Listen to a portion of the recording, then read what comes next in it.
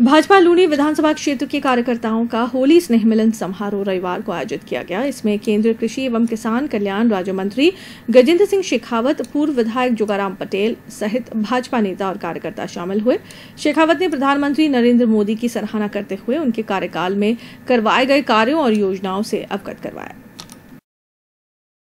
नई नई योजनाएं शुरुआत साल में दो साल में थोड़ी बहुत कटे कोर कसर कोई कारण रहेगी।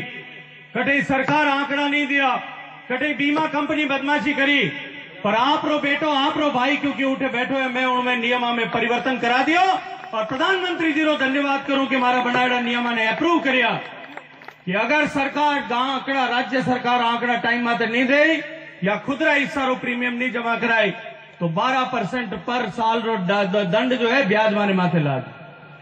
अगर बीमा कंपनी भुगतान टाइम माथे किसान ने नहीं करे, क्लेम सेटलमेंट है 10 दिन रे अंदर, तो बीमा कंपनी रे माथे 12% रो ब्याज लागे।